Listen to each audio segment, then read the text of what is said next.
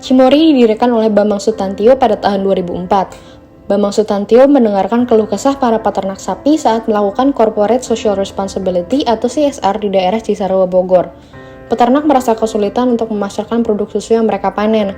Harga susu segar yang saat itu masih rendah, kurang mendukung kesejahteraan hidup peternak.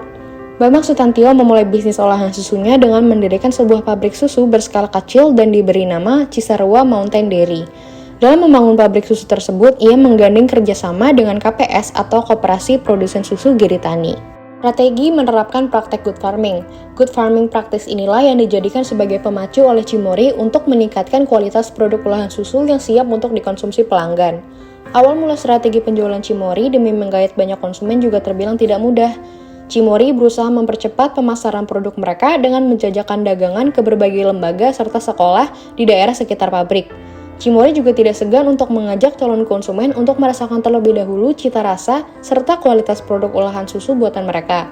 Pola promosi open door inilah yang membuat produk Cimory, terutama susu dan yogurt Cimory, cepat disukai oleh masyarakat dan diyakini sebagai produk olahan susu dengan kualitas terbaik. Keadaan Cimory saat ini yaitu produsen produk susu premium itu meraih pertumbuhan laba bersih tahun berjalan sebesar 346% menjadi 790 miliar pada tahun 2021. Kedua, Cimory terbilang sebagai produsen produk susu premium dan yogurt hasil dalam negeri. Ketiga, dapat memperluas produk ke pangsa pasar makanan yaitu Kenzler. Keempat, pada tanggal 6 Desember 2021, Cimory berhasil IPO. Adapun Cimory menetapkan harga pelaksanaan Rp3.080 per saham. Cimory tetap melepas 1,19 miliar saham atau setara dengan 15% dari modal ditempatkan dan disetor penuh, sehingga perusahaan meraup dana segar hingga 3,66 triliun. Selanjutnya adalah company scope. Cimory memproduksi dua produk. Yang pertama adalah produk dairy yang terdiri dari susu dan yogurt. Dan yang kedua adalah produk makanan bermerek Kenzler yaitu nugget dan sosis. Kedua produk ini dikonsumsi oleh konsumen rumah tangga dari banyak kalangan. Selanjutnya adalah analisis dari bisnis model kanvas perusahaan Cimory. Pada slide ini terdapat ada key partners, key activities, key resources, value proposition, customer relationship, channels, customer segment, cost structure, dan revenue streams. Beralih ke bisnis model Cimory. Sejak awal didirikan, Cimory Group merupakan perusahaan produsen makanan dan minuman berbasis protein di Indonesia.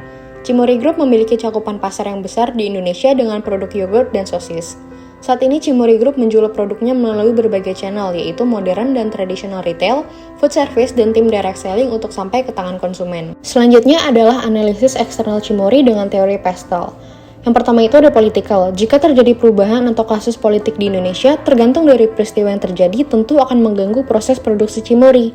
Dampak politik ini dapat dirasakan mulai dari proses pertama yang dirasakan oleh para peternak hingga ke konsumen. Seperti perang yang terjadi di Rusia, jika Indonesia mengalami hal serupa, tentu hal itu akan mengganggu keberlangsungan proses penjualan produk Cimory. Selanjutnya adalah ekonomik. Saat pandemi berlangsung, Cimory memprioritaskan langkah yang dapat meningkatkan nilai bisnis untuk tidak ikut terpuruk pada ekonomi negara. Malahan, pendapatan Cimory meningkat setiap tahunnya dari awal 2020 hingga 2021 kemarin. Di tengah pandemi, Cimory bahkan telah melakukan IPO di Bursa Efek dan meraup dana segar hingga 3,66 triliun. Ketiga ada sosial. Sama seperti awal produksi, Cimory mengedukasi masyarakat akan kebaikan yang dimiliki oleh susu dairy dibandingkan susu bubuk impor. Dari edukasi ini, masyarakat lebih paham dan percaya terhadap kandungan gizi Cimory. Pendekatan ini harus dilakukan perusahaan dengan cara yang berbeda tergantung masalah yang dihadapi. Karena pendekatan tersebut dapat menentukan keputusan pembelian masyarakat. Selanjutnya adalah teknologi. Cimory mengatakan bahwa susu produksinya memiliki kualitas premium. Hal ini disebabkan karena proses produksi Cimory menerapkan good farming practice. Cimory juga selalu memperbarui alat dan teknik produksi di pabrik pengolahan, sehingga kualitas produk terjaga dari pertama dihasilkan hingga sampai ke tangan konsumen. Environment. Cimory menyadari bahwa dunia mengalami kekurangan sumber daya alam, tetapi permintaan tetap meningkat. Untuk mengatasi hal ini, Cimory ikut serta dalam mengembangkan energi, air, dan limbah yang berkelanjutan. Contohnya adalah memanfaatkan pencahayaan alami dari atap, jendela, dan pintu transparan. Untuk area yang tidak terjangkau cahaya alami, Cimory menggunakan lampu LED hemat energi.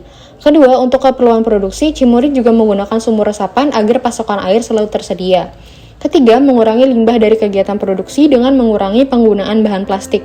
Keempat, berupaya mengurangi sampah organik pada sistem pengolahan air limbah, di mana hasil sampingnya dapat digunakan sebagai produk recovery pada proses produksi selanjutnya. Terakhir ada law.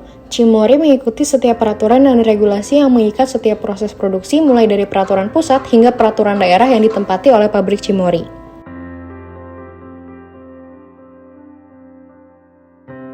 Pembahasan selanjutnya terkait dengan modeling requirement untuk perusahaan Cimory. Yang pertama, requirement planning and monitoring. Pertama, identifying stakeholders. Diperlukan keikutsertaan stakeholders untuk mencapai tujuan Cimory melalui produk yang dihasilkan. Kedua, identifying team roles. Perencanaan yang baik dapat diberikan standarisasi sehingga apapun yang dihasilkan dapat konsisten.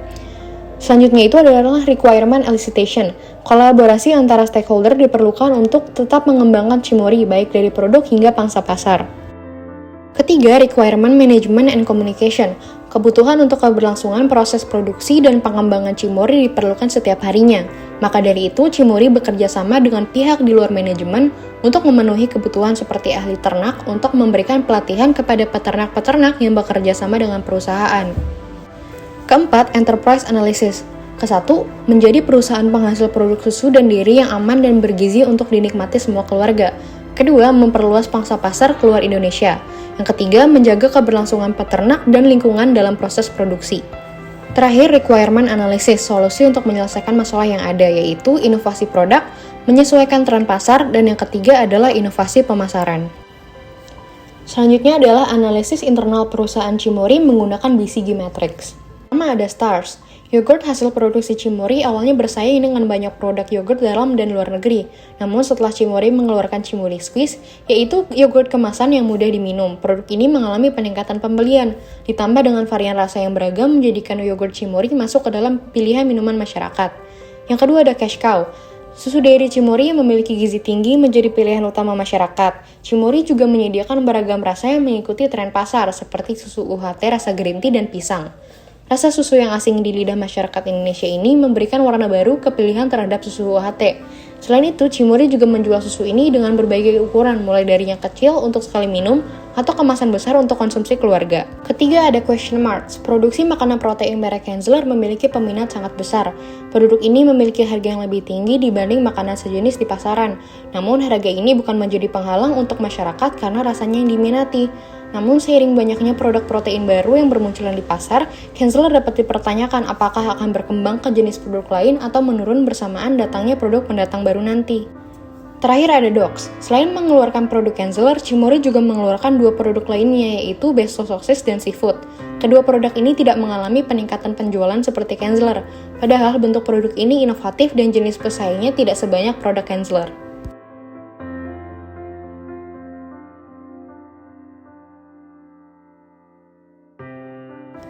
Pengendalian mutu di Cimory dilakukan pada 3 tahap, input, proses, dan output. Cimory juga menetapkan beberapa standar, yaitu yang pertama ada ISO 22000-2018, sertifikasi keamanan pangan secara global. Kedua ada GMP, Good Manufacturing Practice, untuk memproduksi produk dengan aman dan baik. Ketiga ada Hazard Analysis Critical Control Point, yaitu analisis potensi bahaya dalam proses produksi agar produk terhindar dari bahaya fisik, kimia, mikrobiologi, dan alergen.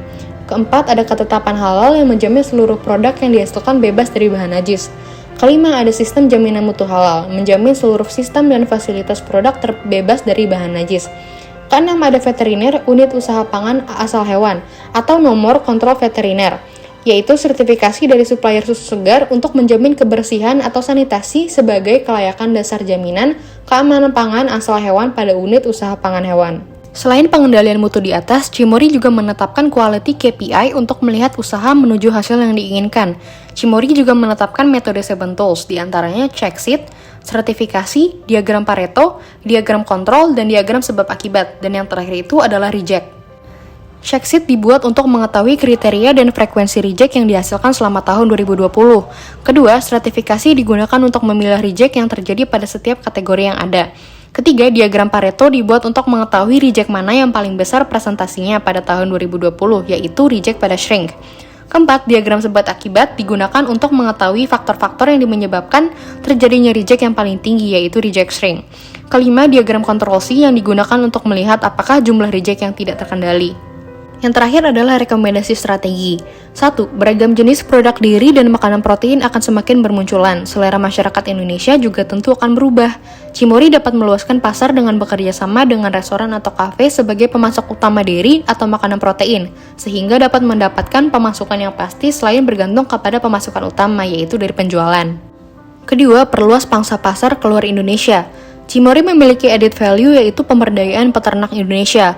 Hal ini dapat menjadi nilai lebih jika dipasarkan dengan baik. Hal ini terbukti sukses di pasar Indonesia dengan kualitas susu premium yang disukai masyarakat. Tentu pasar ekspor akan memunculkan rasa penasaran terhadap produk baru yang ada. Namun, produksi Cimory berasal dari hewani perlu dipertimbangkan juga. Terdapat negara yang mayoritas penduduknya mengkonsumsi pengganti susu seperti oat milk. Cimory dapat meluaskan pasar ke negara yang konsumsi protein hewaninya masih tinggi. Ketiga, memproduksi makanan cepat saji atau ready meal. Memproduksi makanan yang dapat dikonsumsi dengan hanya dihangatkan di microwave dapat membantu memudahkan konsumsi masyarakat Indonesia yang tidak memiliki banyak waktu untuk memasak.